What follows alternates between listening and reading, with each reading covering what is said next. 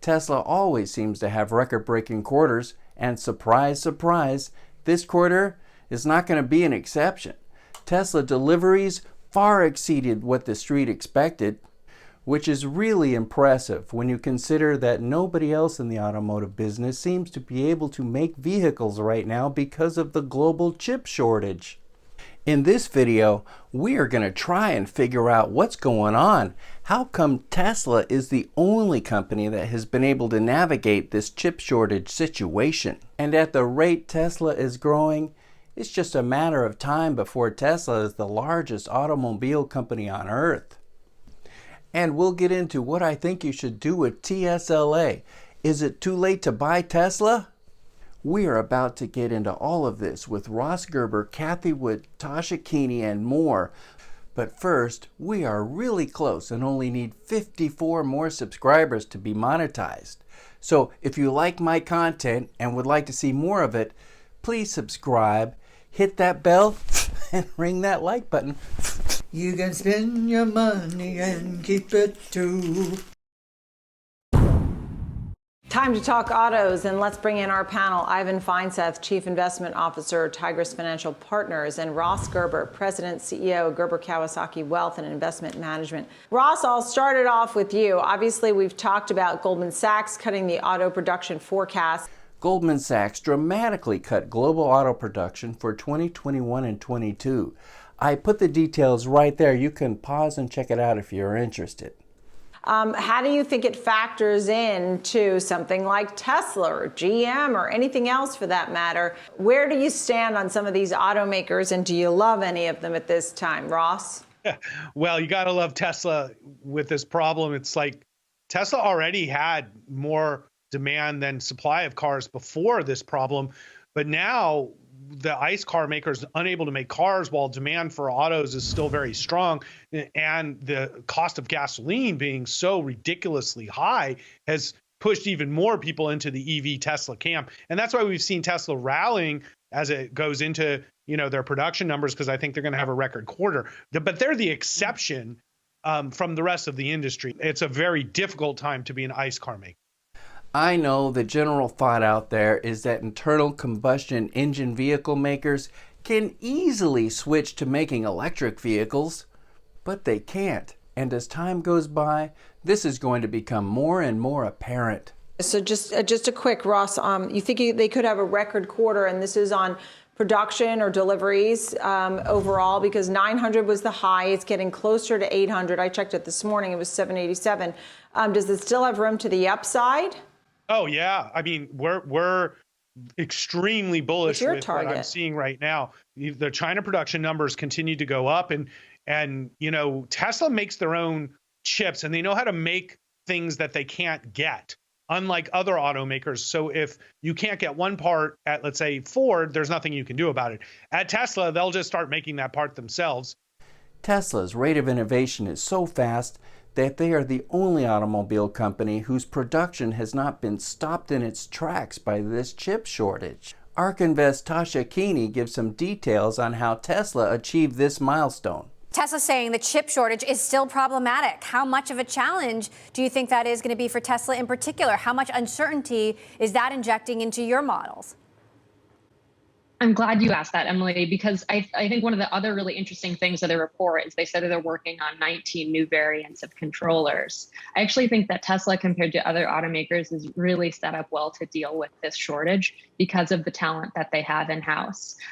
Both the software and the hardware teams that they have allow them to actually explore those new opportunities, write new firmware, and actually make decisions quickly to adopt a new strategy when you have a chip shortage. So again, I think, yes, while they are affected by it, like every other automaker, I think that they're better set up than most to handle it. And a lot of the problems are really small pieces, not big pieces for the cars. Mm-hmm. And so they've been able to adapt.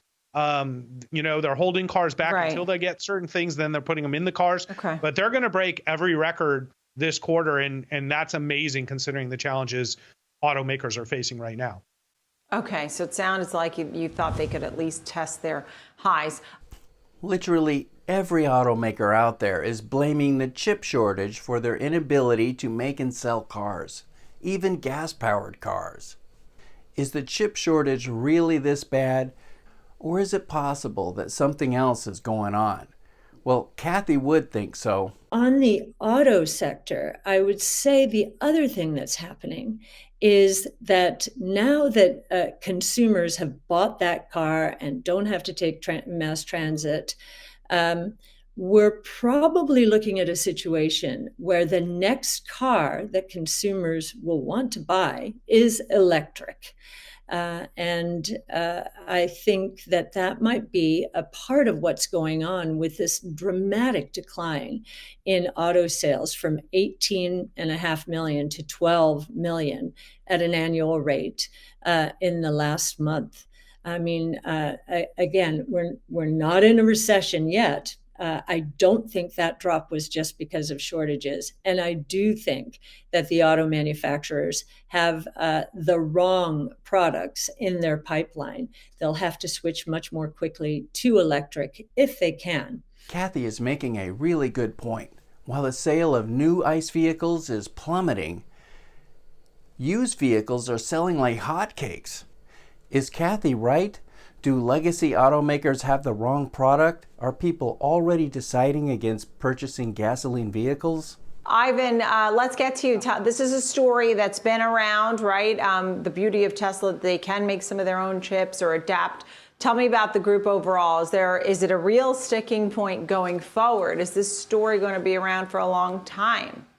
Now, cars today and in the future are just going to be rolling computers, and you're going to see this shift from hardware-defined capabilities to software-defined capabilities that over time the automakers are going to be software companies because they're going to be able to continue to upgrade the features in your car. If you look at a Tesla Model 3, it has a center screen and a number of buttons on the steering wheel that can be programmed from the screen, so you can change the functionality of the car over time. You can improve the performance, you can upgrade the features, and it's all going to be more and more software reliant. So over time, I think the industry will be less chip dependent.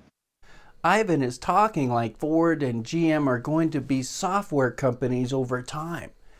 Because of their innovation, they will be able to do this in the future. What?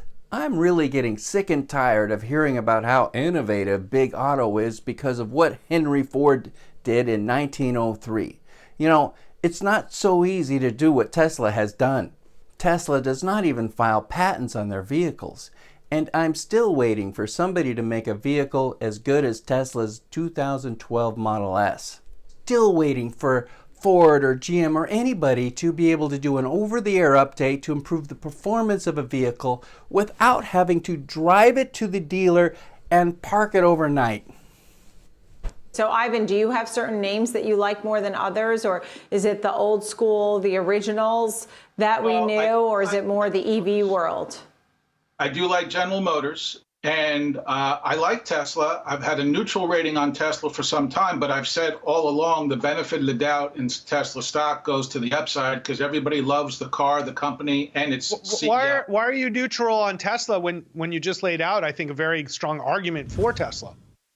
I mean, there is a strong argument. However, the valuation and the volatility make it tough to put a buy rating on it, Ross. But I do and have followed you and your points on Tesla for a long time and do agree. And I also believe that when the traditional car makers, Ford, GM, Stellantis, et cetera, start to make more electric cars, it won't really compete with Tesla because the whole industry will sell more electric cars. And I think the biggest competition to electric cars right now are gas cars. Ivan has just made a great point. Less than 5% of the entire auto market are electric vehicles. There is room for more than one EV company. Tesla competes with everybody. But new electric vehicle companies like NIO and Rivian, well, they compete with their ICE vehicle counterparts. And OEMs that also make electric vehicles, they are competing with themselves. Think about it. People who are planning to buy Ford's Mustang or F-150 truck may actually opt in instead to buy the electric versions, either the Mach-E or the Lightning. The point is, Ford will be losing market share from their ICE business as they ramp up their EV business. And Tesla has a big leg up, though. They've already really established their brands, and some of the others, I think the others will all catch up, I guess, over time. But Ross, one of the points you've made is how they've really just gotten the ball rolling for years or years in advance of the others. I think at one point you were concerned about the valuation, Ross. Up over time, Nicole. I just don't think they catch up over time. I think this is like when Samsung tried to make phones that would compete with the iPhone, and everybody thought Samsung's a good competitor, which they was a really tough competitor. Yeah. But in the end, the phones exploded and everybody uses iPhones. And that's exactly what happened with the Chevy Volt. And so the Chevy Volt, forget it. Let's not even talk about the Chevy Volt. Do you even want to talk about the battery problem? There's a huge moat that Tesla has that the other companies just have to get around. And I just don't see that happening. It's too far ahead. Right. Nobody can catch Tesla. If you don't believe me, just listen to Sandy Monroe. Their chips and their software are probably 10 years ahead.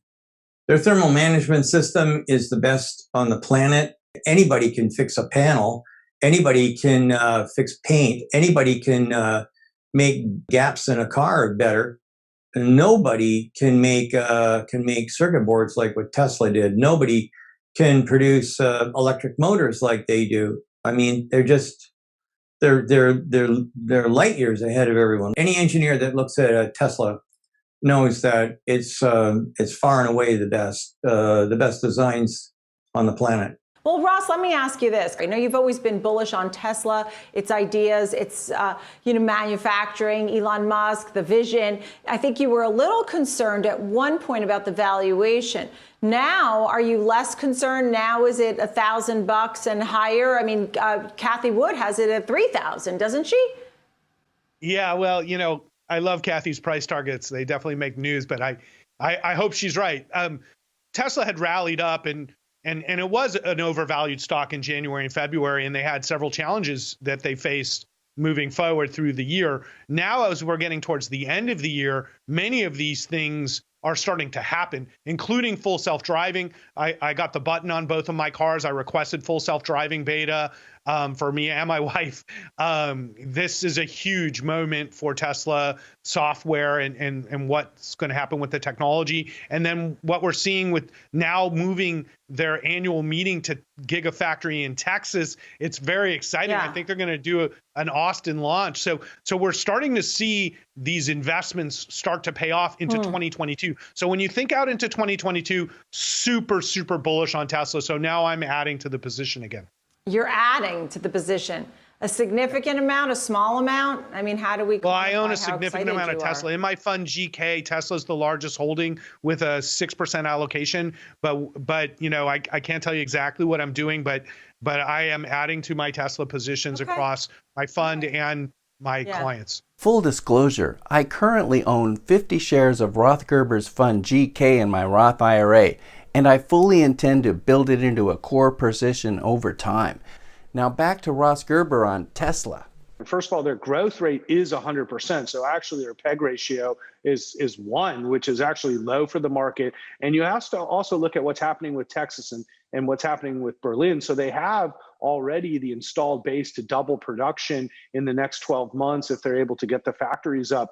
But what it doesn't value is the upside of what Elon was talking about with this autonomous EV fleet of the future. When you really think about the technology that they have, whether it's in cell production and battery production or full self-driving, they are the juggernaut in several industries. So I think we're going to see Tesla being probably 3 to 5 times bigger in the next 5 years. So there's enormous upside. That's why it's the top holding of my fund GK, listed on the New York Stock Exchange and at my firm as well as far as an individual stock. Ross, I love when you're on the show because, it really is exciting. It's a turn of events and the wave of the future that my kids love to hear about. Yes. Ivan, final quick thought to you.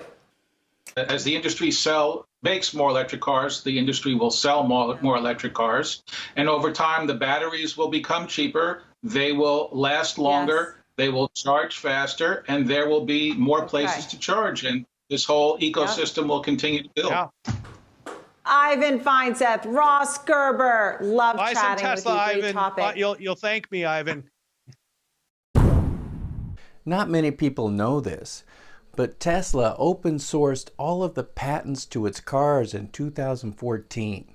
Because the overarching goal of Tesla is to accelerate the advent of sustainable energy. And so if we created a patent portfolio that discouraged other companies from making electric cars, that would be inconsistent with our mission.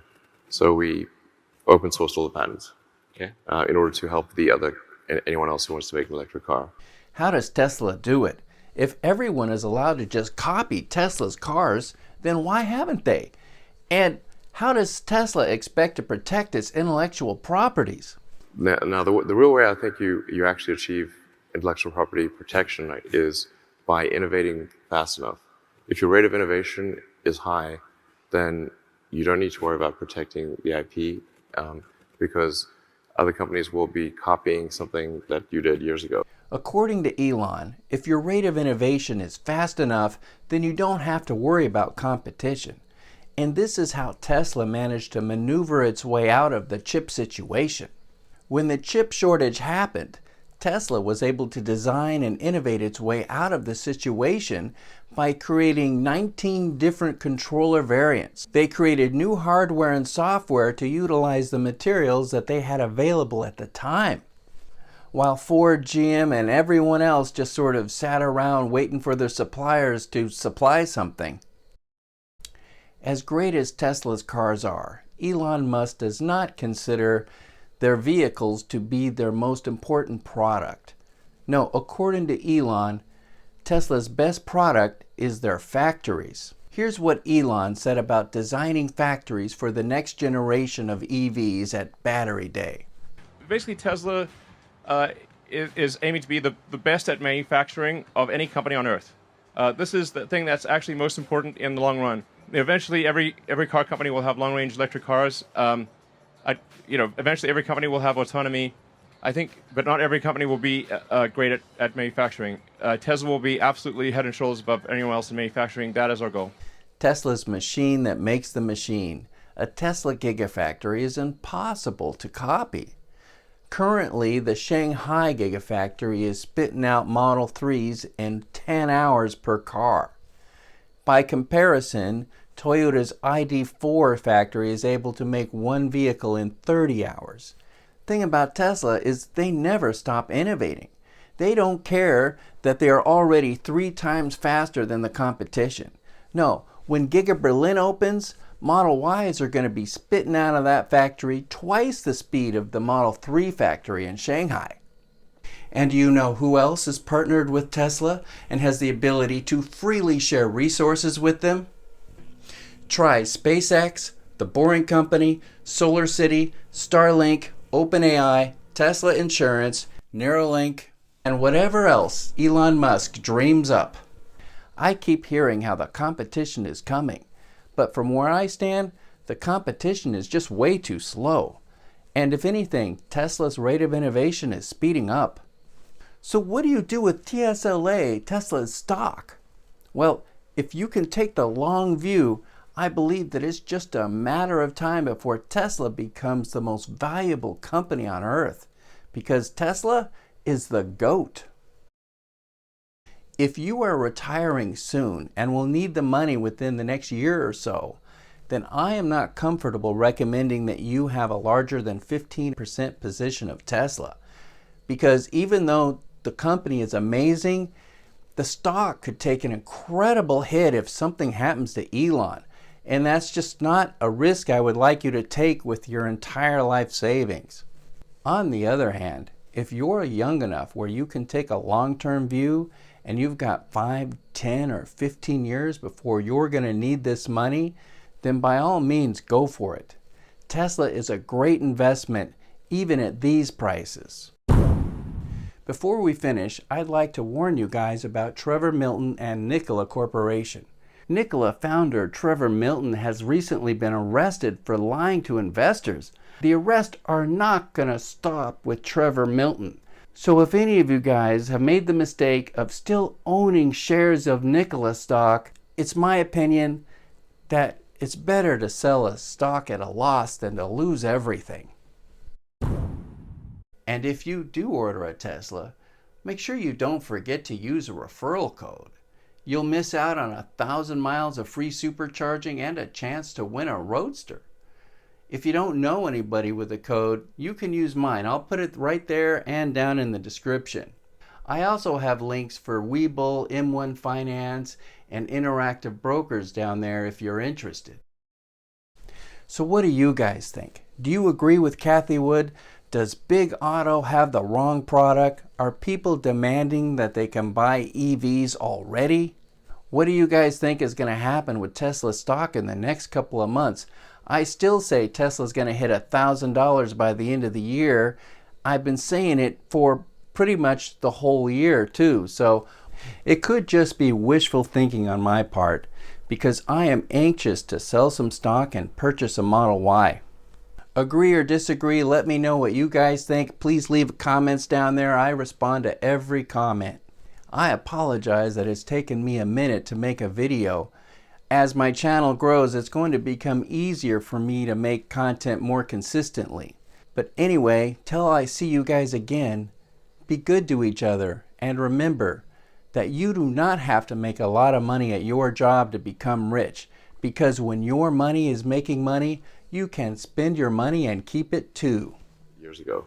In the case of Tesla, I thought, would Tesla ever sue some other car company if they were using our patents to try to make them stop making electric cars? We would never do such a thing. So why pretend that we would?